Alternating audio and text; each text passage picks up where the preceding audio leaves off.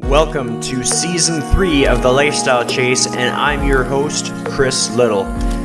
This podcast features high performers who have found a way to live their best life while balancing their health, wellness, friends, and family. To help this podcast grow, please share it on social media, rate 5 stars, tell your friends, and check out the past 140 episodes and counting. You can follow me on Instagram at Christian Little and at The Lifestyle Chase. Thanks for listening. Let's get started. So, welcome to The Lifestyle Chase. I am joined for the third time by Carl Paoli. So, for reference, he was on episode 71, he was on episode 89, and now we are on episode 146. So, what's life like for you right now? I know that you're kind of in the middle of a big move. Like, are you feeling stressed? Are you feeling at ease? Like, take me through that. Yeah, that's a great question. Yeah, first and foremost, thanks for having me. I'm excited. A three-peat. This is amazing. I love it. Yeah, I'm in the middle of a move. We just left San Francisco exactly a month ago, and we were on our way to Sweden. Supposedly right now I should be in Sweden, but due to the travel ban for U.S. citizens to get to Europe, it's become complicated. And although I have a Swedish passport, I can go. My wife, Tanya, cannot. So we're waiting for her residence papers to go through or for the travel ban to lift. So as it is right now, I am currently in Fresno, California, which is in the valley. It's right in the middle of the state. And I'm living with my in-laws. I'm almost 40 years old, and here I am living with my in-laws. I would have never thought, but it's been great. And 2020 has been a strange year, but a very revealing one. And this is just another one of those pieces where you're kind of in a little bit of limbo, but I see it as an opportunity to just continue to peel back the layers on the work that I'm doing, and having conversations like this, and just enjoying life, really.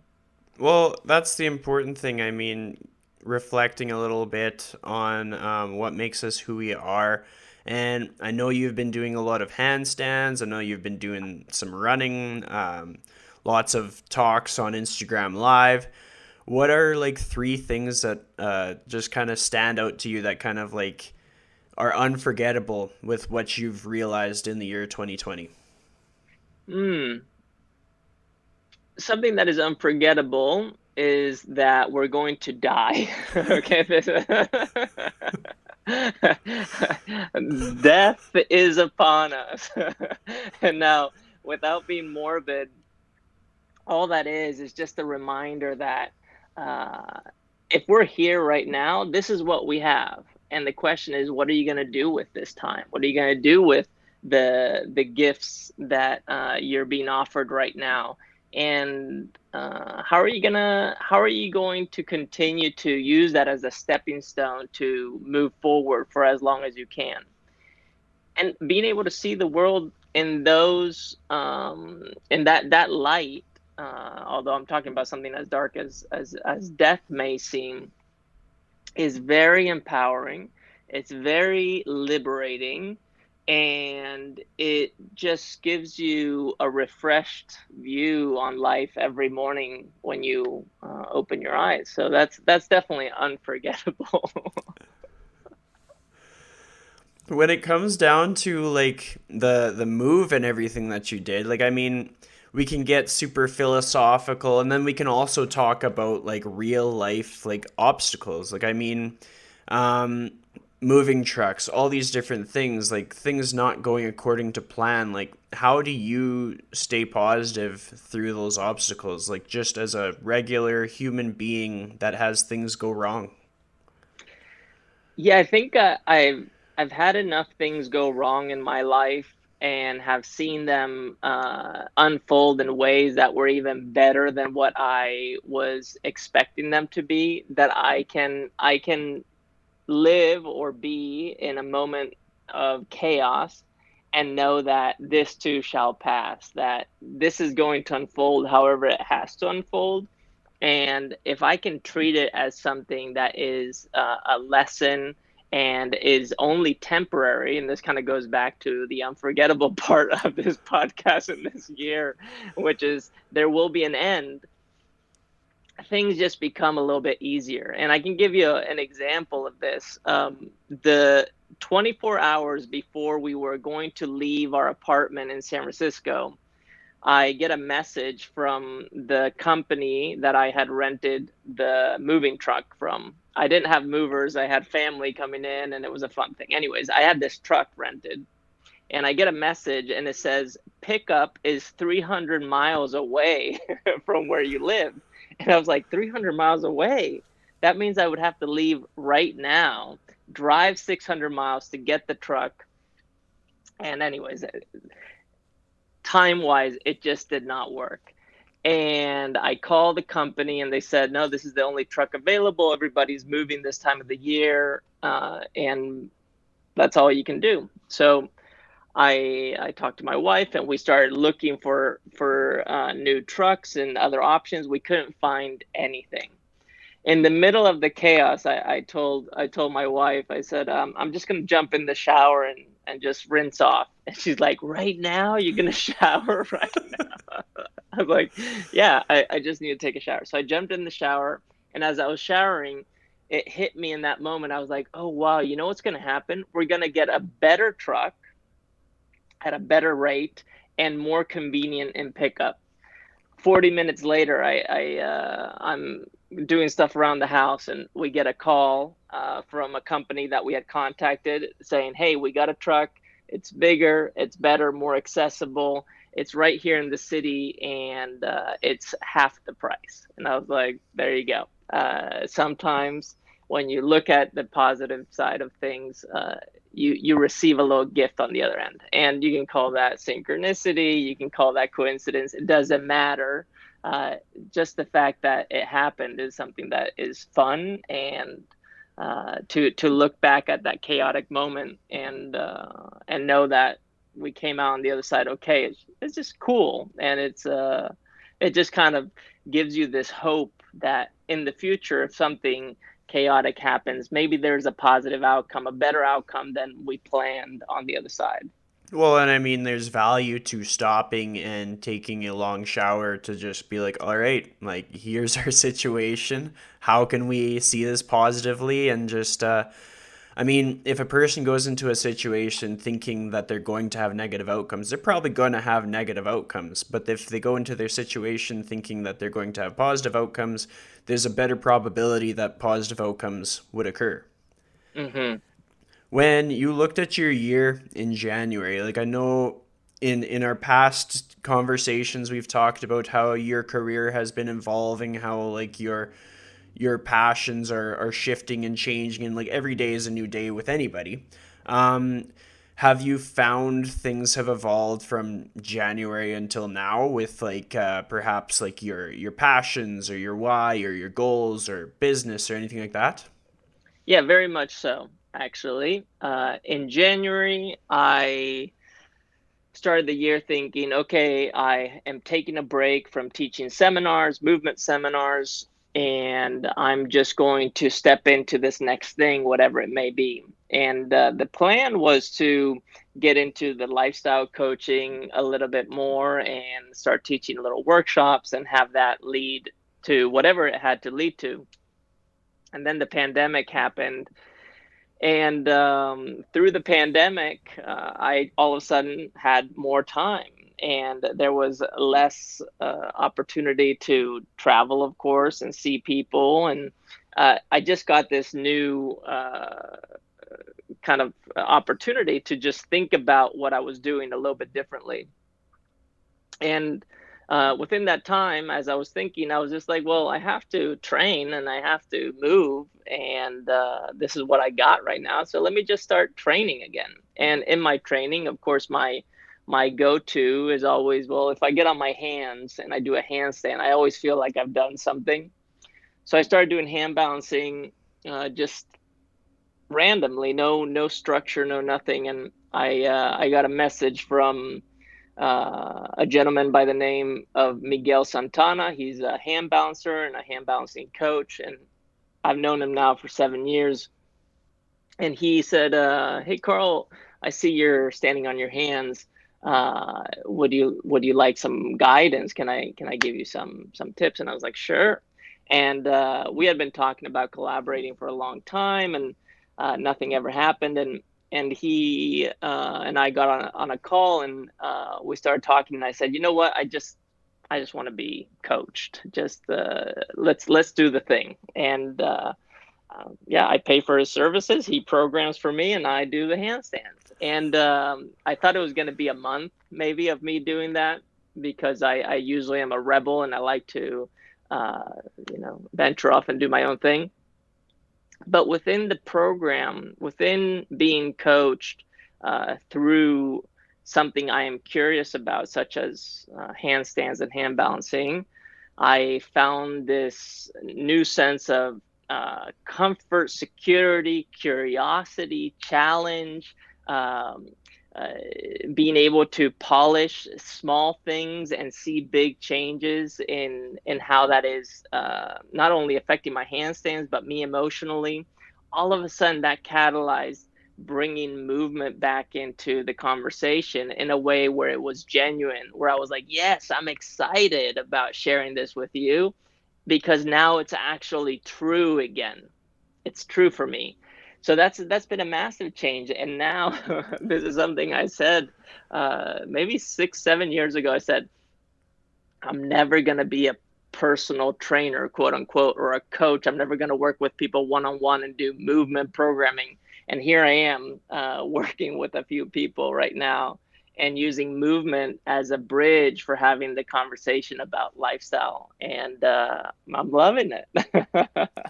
Well, I think Yeah. it's cool how in a nutshell you kind of found a purpose. You sort of found like an existence, something that lights your fire. It's kind of like when someone's in the personal development or personal training space, unless you have something that fuels you, it's going to be pretty hard to fuel other people. And with the handstands being what fuels you, it positions you in a place where you can better empower others. Like an empty bucket's not going to fill other buckets, which is a pretty solid segue to the next thing that I was thinking we should talk about, because I think 2020 has had its fair share of challenges. Have you ever found yourself feeling burnt out?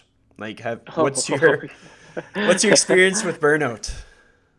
well, I've been burnt out. I was burnt out probably for 5 years between 2013, 14, and 2019.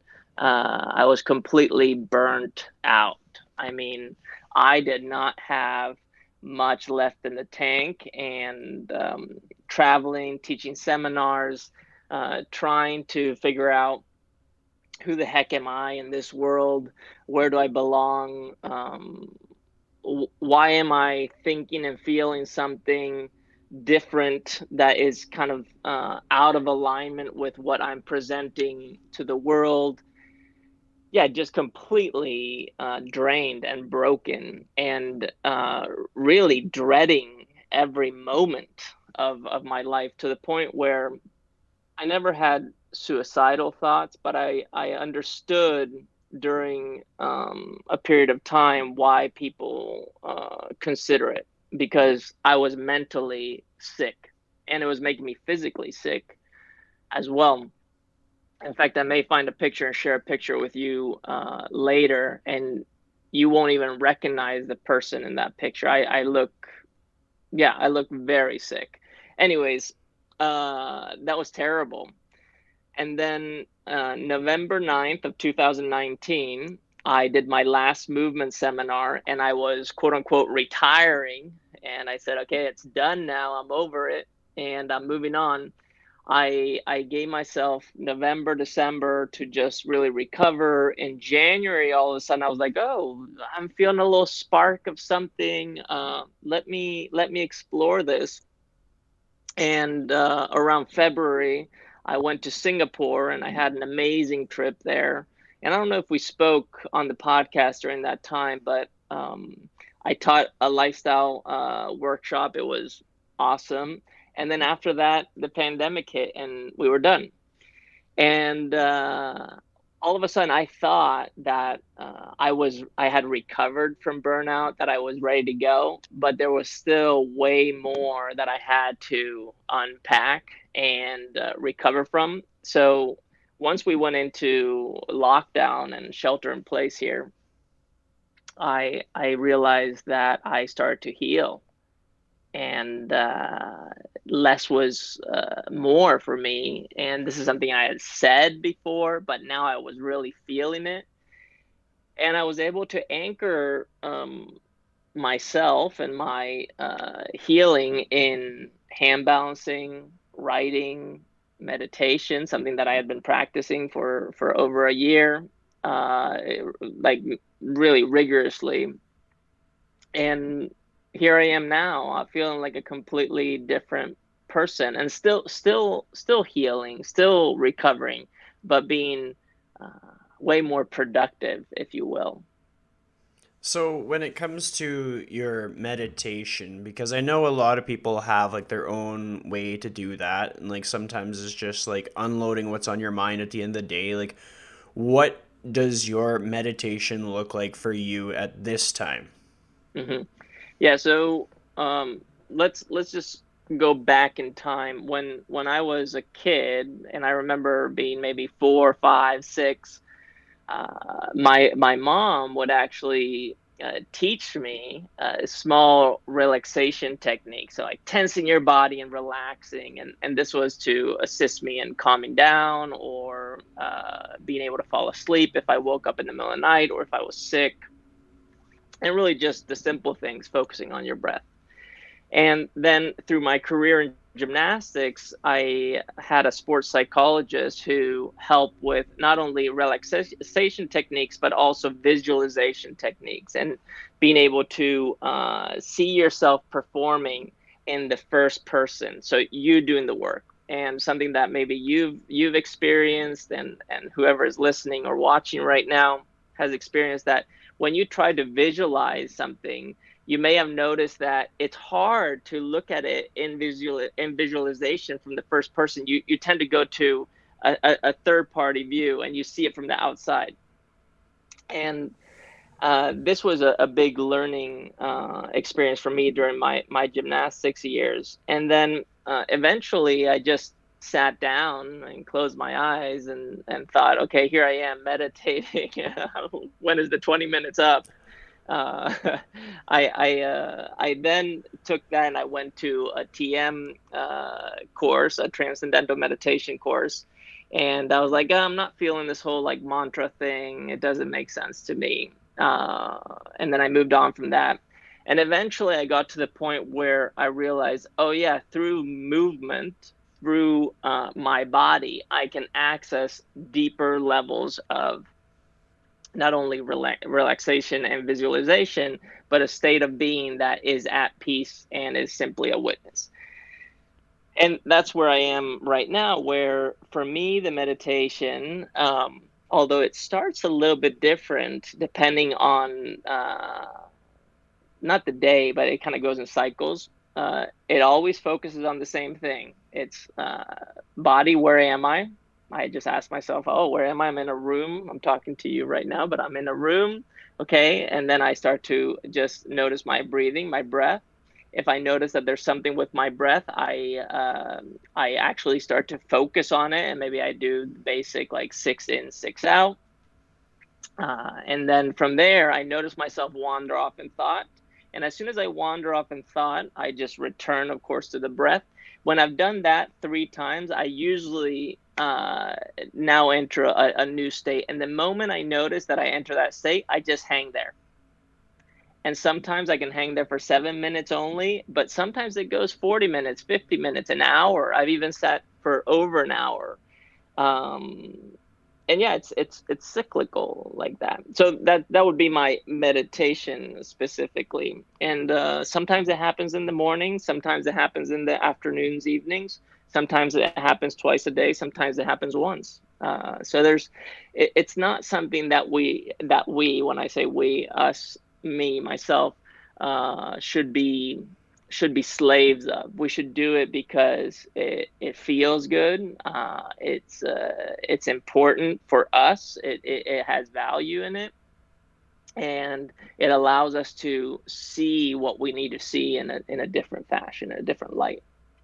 Was it challenging to learn those techniques as a kid? Like, were you showing any kind of just resistance kind of thing? No, not as a kid. It was not. And as you were asking that, I realized why. And it was because I was desperate to feel better. That was one. And when you're desperate to feel better, you'll try anything. And the other thing was that it was my mom sharing this information with me, and that's the most nurturing person that I know. And I felt the most secure with her, so I would trust her with anything that she would give me. So yeah, it was not challenging then.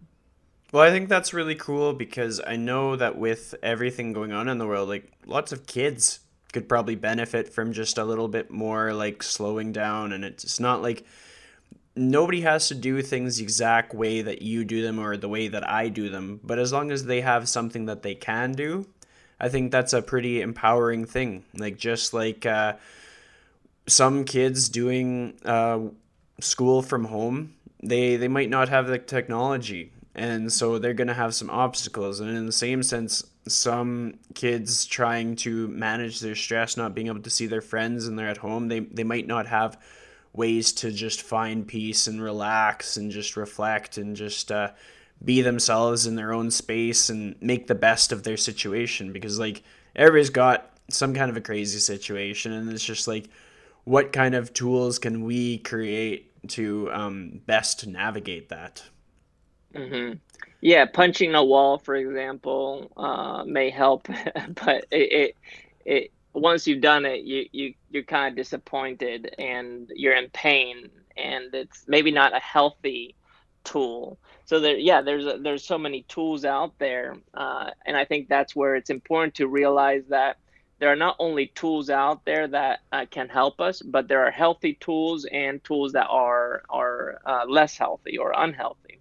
So Absolutely. yeah, it's finding the healthy tools that work for you. So we're gonna do a little bit of a segue here. I know that you've had your own podcast. I try to keep up with it. One episode that stood out to me, I thought it was really cool, was when you got Lucas Graham on the show. So talk to me a little bit more about that. Like, what did that episode mean to you? What led up to it? What followed up afterward? Yeah, so funny enough, when my wife and I adopted our now daughter Tanai, I used Lucas Graham's 7 years track as the backdrop for this video that I made. And a year later, my friend and colleague Daniel Severin Peterson in Denmark got an opportunity to start working with him as his personal movement coach. And we developed a relationship, and we just started connecting online. And he was going to be in San Francisco he had a concert. That's what he was doing. Yeah. So he had a concert in San Francisco.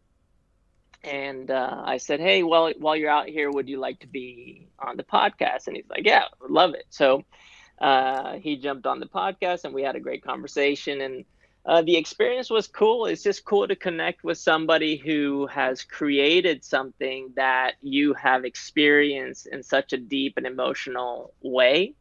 And the biggest realization is that although I admire him and I think he's extremely talented, he is a human being. He is flesh and blood, just like you and I are. And he walks the same planet. He breathes the same air. He simply has a perspective and a skill set that allows him to do what he does. And I admire that. And I also find great comfort in knowing that he is a guy just trying to figure it out.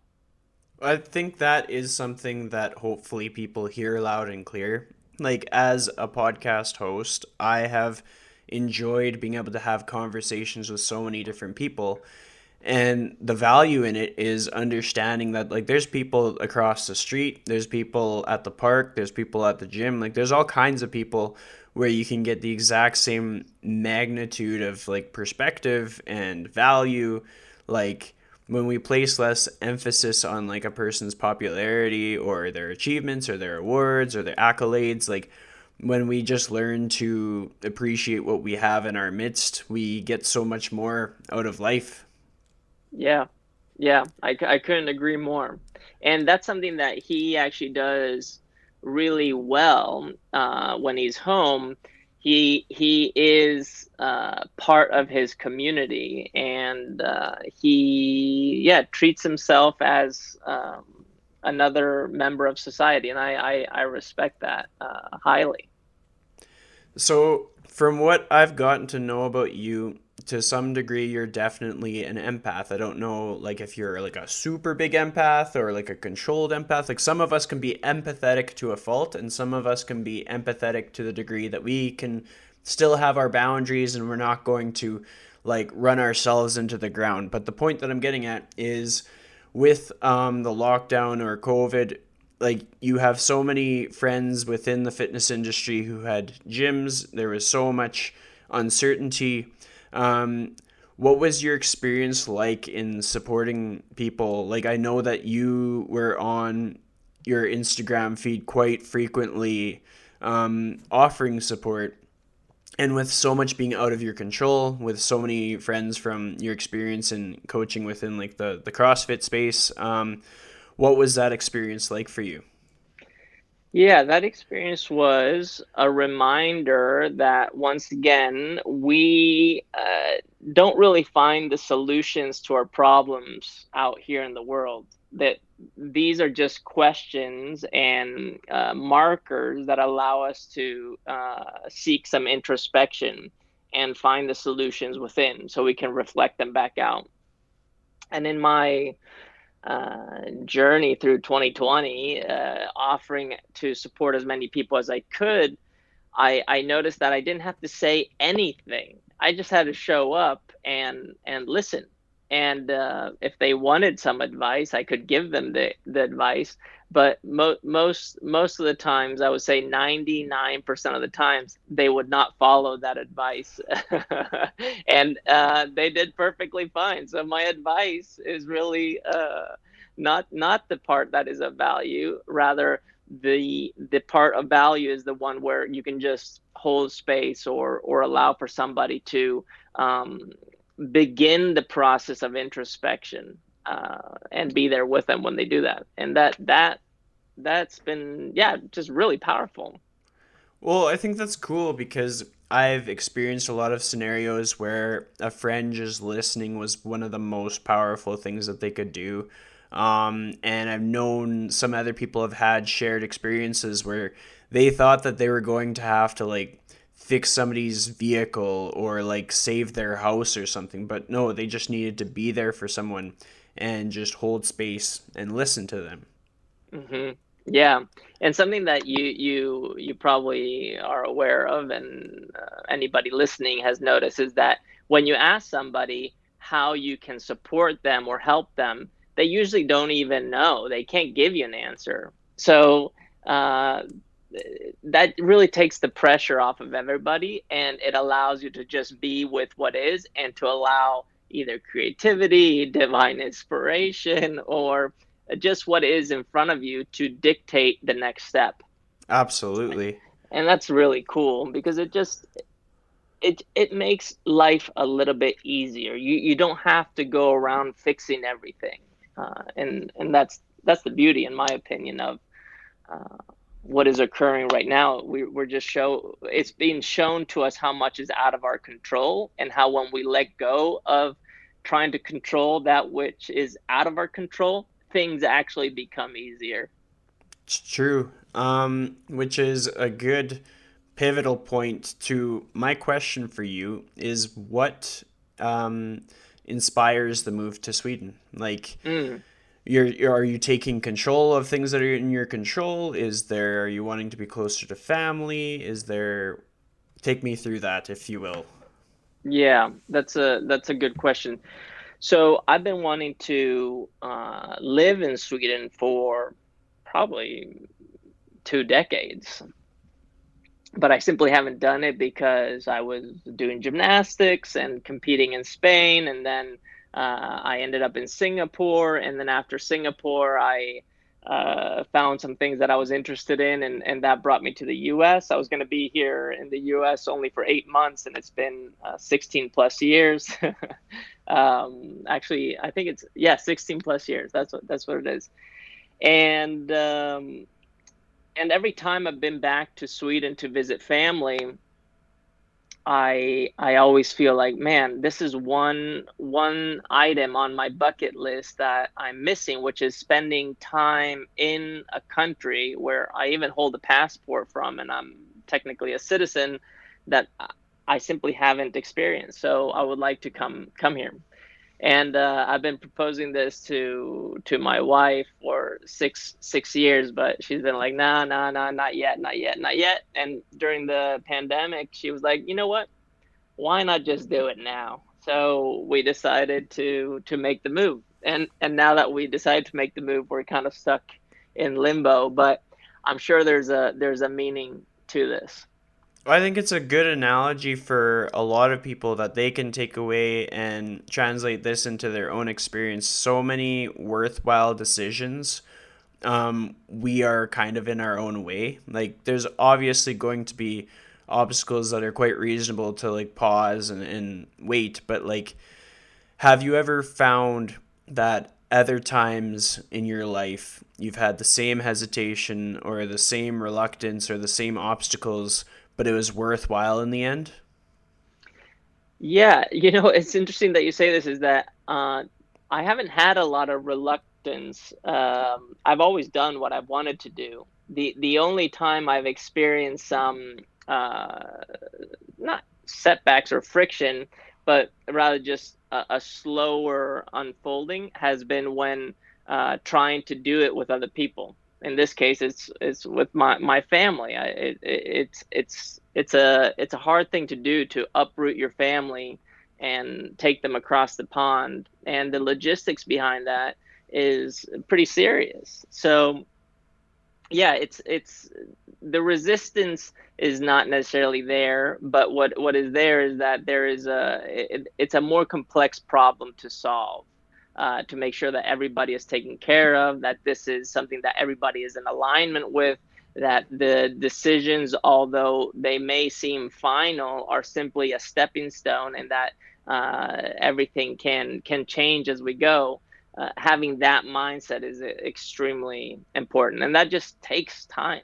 Uh, so yeah, that's the only time that I've experienced like, what you may call resistance or reluctance.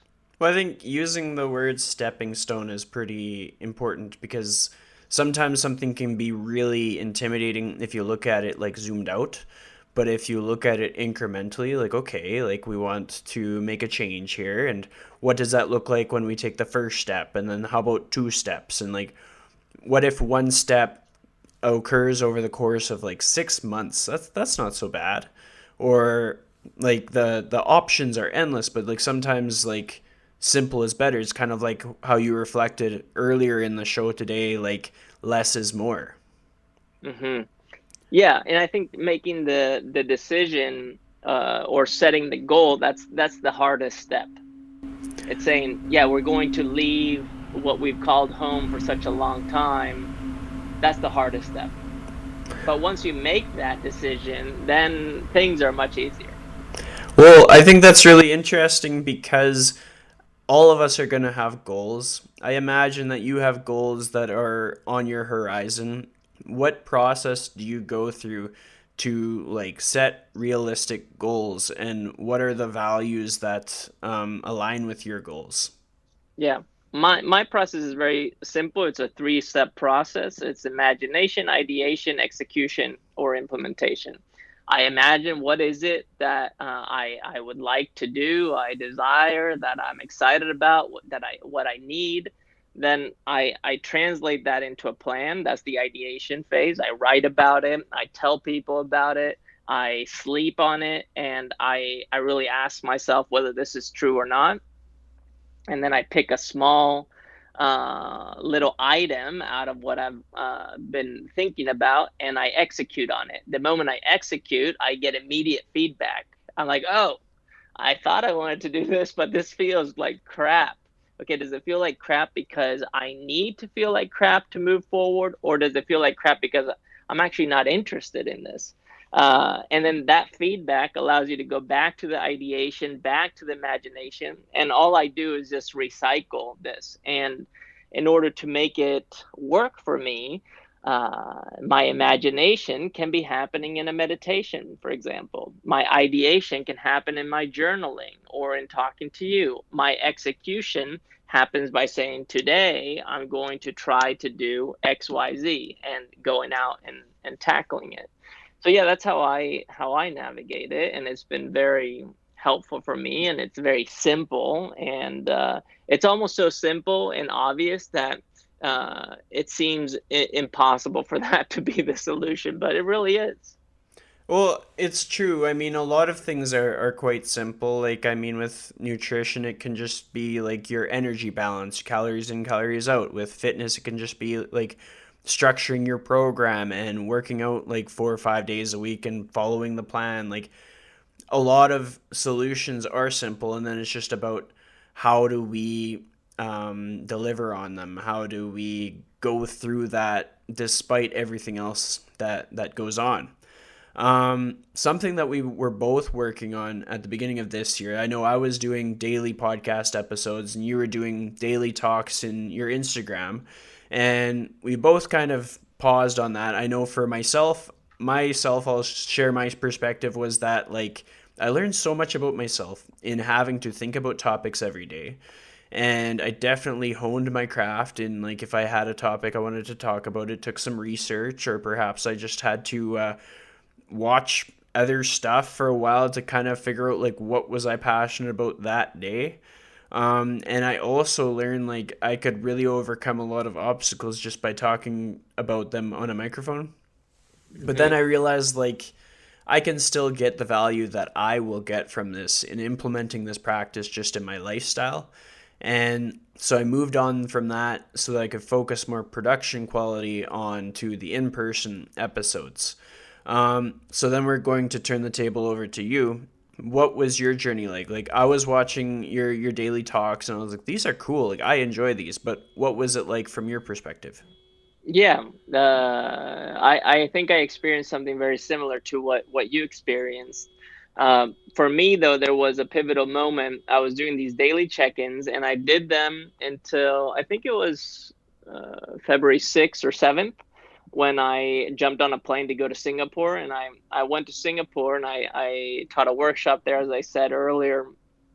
But I was also visiting my family, and I realized when I was there, I wanted to be fully engaged with my family. So I told the camera, I said, I'm not going to be doing these until I get back. And when I got back, I started doing them again, but something was shifting inside of me. I realized, wait a second, there's something else here that is important to share, but it's going to require you to be a little bit more introspective. And in that very moment, um, the pandemic really started to break out, and they said, okay, shelter in place is most likely going to happen. So that's when it changed, and we left San Francisco at that time. And although I continued to do the check-ins, they didn't happen daily. And one of the reasons was because although I knew it was important to have a structure and a commitment, I knew that speaking to the camera or sharing a thought process without substance was not going to be worth it, and I wanted to really focus on quality. And then they just kind of faded away. And in my head, I was like, oh, I'm not capable of delivering quality content. I'm just, part of the noise that is on social media. And that was part of what I was wrestling with. And now I'm kind of on the other side, and it feels good to be where I am, and I'm super glad I did that. But I'm also glad I transitioned out of it. Yeah, I mean, I have a shared experience in that sense, but it also kind of reminds me of how you talked about like visualization and like I use visualization with my clients in the gym. Like they could have lifted a weight last week that's the same as what they lifted this week, and maybe something was off, like they just had a bad day, and I talked to them about visualizing it coming off the ground. I'm like, I know this sounds ridiculous, but in your mind, you have to be able to see the weight leaving the ground in order to get the weight off the ground. Because if you see the weight not leaving the ground, very likely it won't. And I like how you talk about just like the noise in social media, or just the noise in the world. Because while there is a lot of noise, there's an unbelievable amount of noise. And also with the context that we deliver, there has to be some purpose, or just something beyond just like mind numbing banter.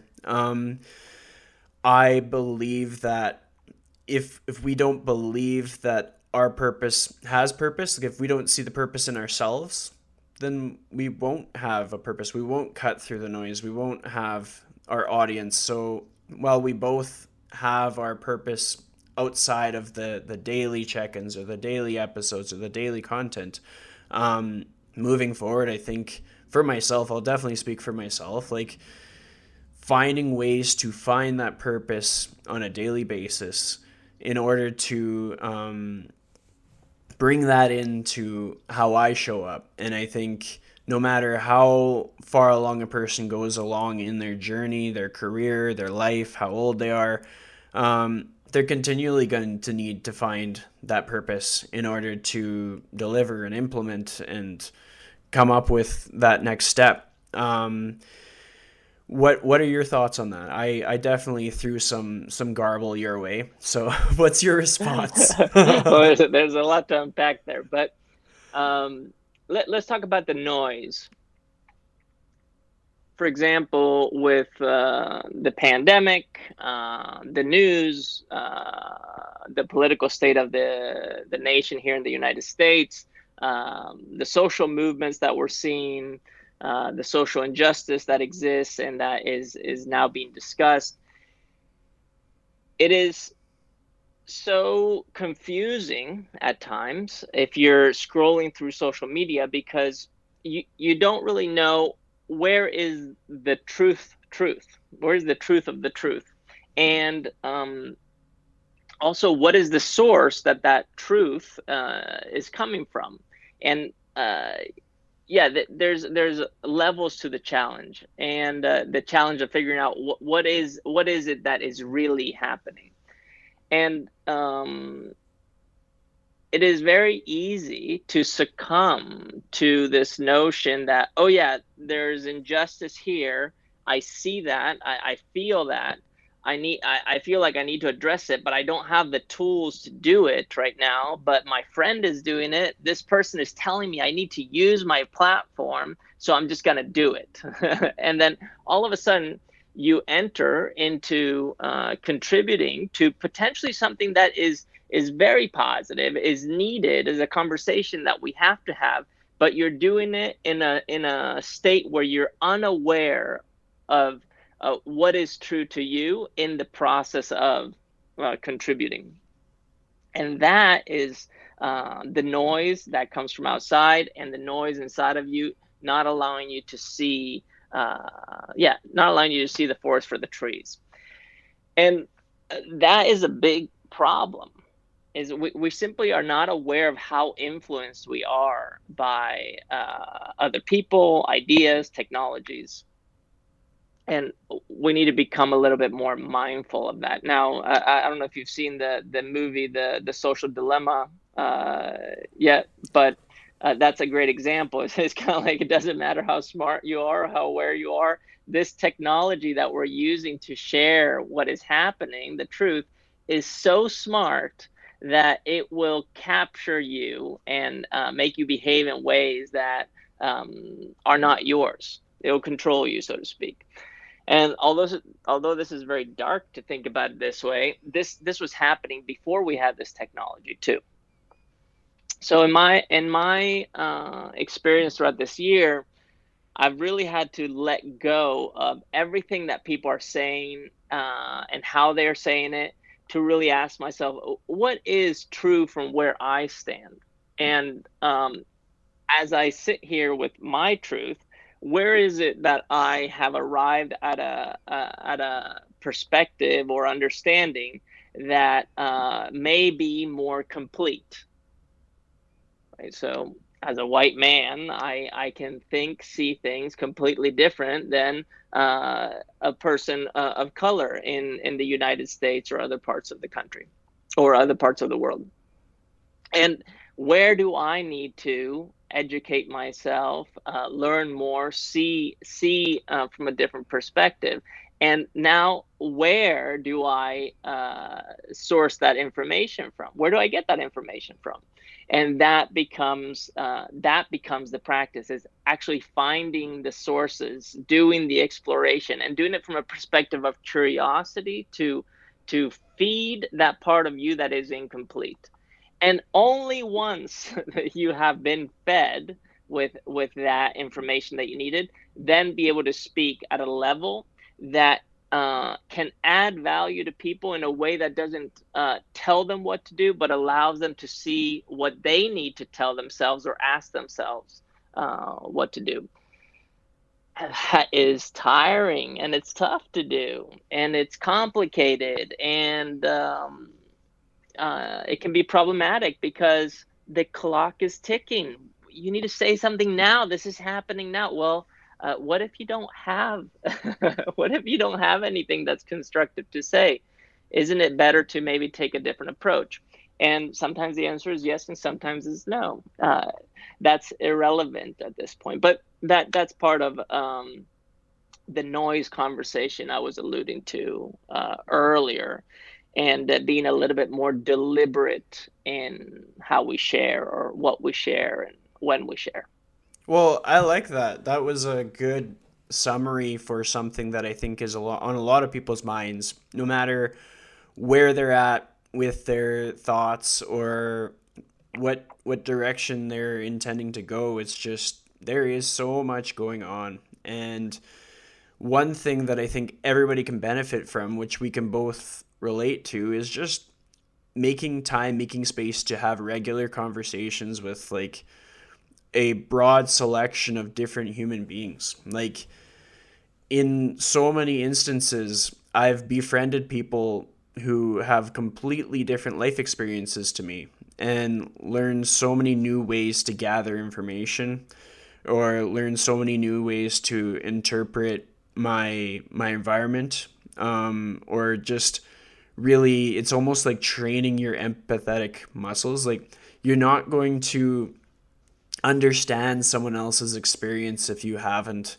been able to see life through their lens. And sometimes having like a really high quality conversation with somebody where yeah, you just hold space for them, and you hear about their day to day, or you go for a walk with them. I have a few friends that I'll just go for a walk and they'll tell me how their experience was in the exact same thing that I did.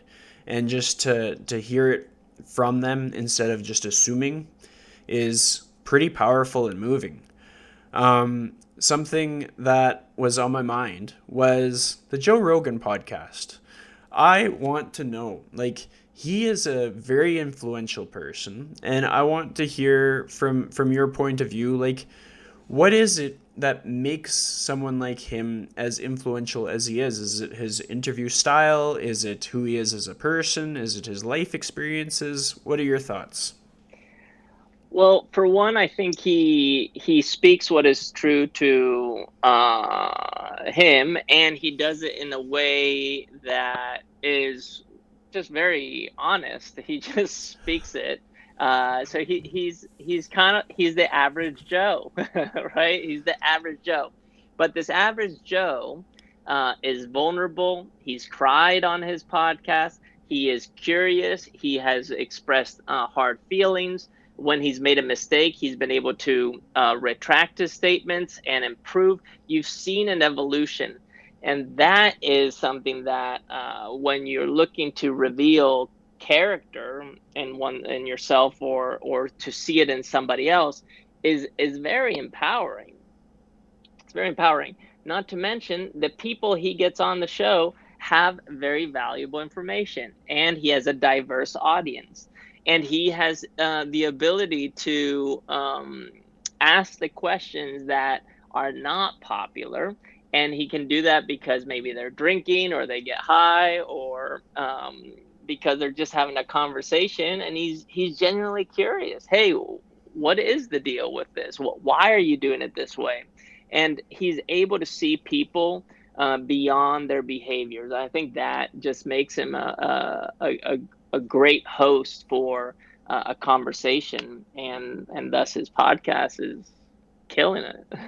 Well, I think it brings value to the concept that like you can be yourself. Like you can lean into the discomfort of life. You can be curious. But if you're consistent in how you show up in the world, then that's what compounds into momentum, and that's what gives you like a body of work. Like, I mean, if we think about the number of times he's made public appearances, it's been in different scenarios, different contexts, but he's built up on those things in order to kind of like gain that integrity from like that bond, that solid connection with people who don't know him personally but feel like they know him on a very personal level. Like I remember my first interaction just watching him was, I think I was like probably elementary school, watching Fear Factor. And that's who I knew Joe Rogan was. And like his build was different. Like the first impression you'd have of him was very different. And just seeing him like appear on the scene again, and he's part of UFC, and then it's like, okay, like what's he doing now? And I no longer wanted to watch Fear Factor because Joe Rogan wasn't part of it. And I was like, well, what was it that set him apart? And I guess it truly was his ability to be like, when something was gross, he felt it was gross. He wasn't going to hide behind the fact that somebody had spiders on their faces and they had to stay there for like 60 seconds. And it's just cool to see the evolution of someone where it feels like you can almost see every piece to that puzzle. And I think it's almost motivating as a podcast host to be someone that can be like, all right, like I understand what it's like to get to that level. Because so many people as hosts of podcasts are going to think, well, next year I'm going to be Joe Rogan. It's like, no, like you got 2 decades in you to wait it out. Like how many reps are you willing to put into this? How many conversations on air, off air? Like in order to be that level of honest and vulnerable on a show, you have to have been that honest and vulnerable off of a show probably 2 times as many times, you know? Yeah. Yeah, 100%. And just like you said, of course it takes time. And I think it requires, for one, to go beyond just the podcast interview or the conversation. I know a few people who have been on his podcast as guests, and someone who was on it, he just got smashed in the comments after he had been on the podcast. And I know that they after the podcast, they stayed in touch via text message, and it was very much like, hey, you can come back on the podcast and we can address all these things. And although I don't agree with your stance, I do think it's important that we talk about it and that we continue to develop. So I believe he's somebody who nurtures the relationships with the people beyond just the show. It's not like he's a comedian that has become a TV host and doing a late night show, for example, and just like, oh, people come on, I do the thing, you promote your business, and then off you go. It's There's so true. much more to that. Yeah, I think he nurtures relationships and he's genuinely curious, and that's what he lives for. Well, I mean, I think that's important for business, for life. With clients, like if you have 5 clients, treat them like you have one, like each individually. Treat them like they're your only client. Check in with Hmm. them, see how their day was, and just with life, like I mean, it's like you said, we're all gonna die, like, Hmm. and so what are the important things that you've got to do with your inner circle? Like, are you checking in with like the kids in your life that need support, the elderly, the people, your mentors, your mentees? I think everybody needs to be nurtured in the sense that like we're all on each other's metaphorical podcast of life, and like how can we keep watering those plants in order to keep our garden flourishing. Hmm. Yeah, I couldn't agree more. So going into the months to come, like where is your headspace? Like if we opened up the thoughts in your mind, like what is your trajectory? Like I know I'll share some of mine. Like we're at the start of October and I'm thinking to myself, I want to start training a few more clients and I want to start training a few more online, but at the same time I am self-aware to know that I need to carve out time to be able to enjoy like life as it is now. I'm a 28-year-old. I have sights to see. I have things to enjoy. So what does that look like for me? And so in order for me to implement that, I need to like have a bit more structure to plan things out in my calendar. So I've shared that with you. What is your next month looking like? Yeah, I'm going to continue to train, and I'm going to continue to work with people that I'm coaching right now. But I'm also writing a lot, so I am allowing myself to spend more time writing and reading. And I feel like I have another book in me. It may take some time to get it out, but I'm starting to really bring it out and being deliberate about it. So that's part of it. And then the other part is I don't know if I'm going to be in the US or in Sweden or in Spain in the next couple months. And so, yeah, I may be here in the US for a while. And if so, well, I'll figure out what to do with my time here. And if I go to Europe, I'll figure out what to do with my time there. I honestly, right now, my trajectory is just focus on developing yourself, assist as many people as you can, where you can, and enjoy the ride. That's Absolutely. that's what it is. With your book, I know I have a copy of it myself, but like, is it still selling quite a bit of copies? It does sell some copies. Yeah, I every 6 months I get my little check and royalties on the book, and there it says how many copies I've sold. It's not anything that's crazy, but a couple thousand sell, so that's good. And I don't know what the total sales are. I would have to check in with my publishing house, but every time I talk about it, it spikes. And I mean, every other day I'm getting, maybe every day almost, because sometimes I get multiple messages from people who are reading it. They took a picture, they're asking me a question. It's a thing that lives on forever, so it's really cool. Well, I think it's another example that people can take on into their own life. Like just because the work that you put in was a while ago doesn't mean that it is worthless today kind of thing. Like if we put effort into something at year 5, that effort is going to be equally valuable at year 15. And Hmm. so that puts precedence onto having purpose in that work that you're doing and not worrying so much into the like the micro time frame, but more so on like the bigger picture. Like did it matter that we finished our next book in 6 months or 2 years, or did it matter what that book contained?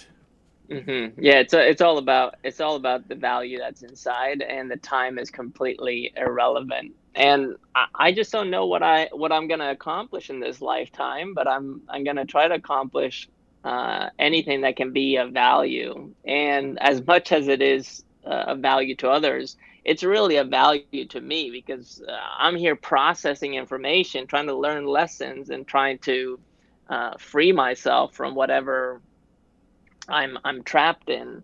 And yeah, like producing a book or having a body of work or being an athlete and producing results, it's all part of that same process.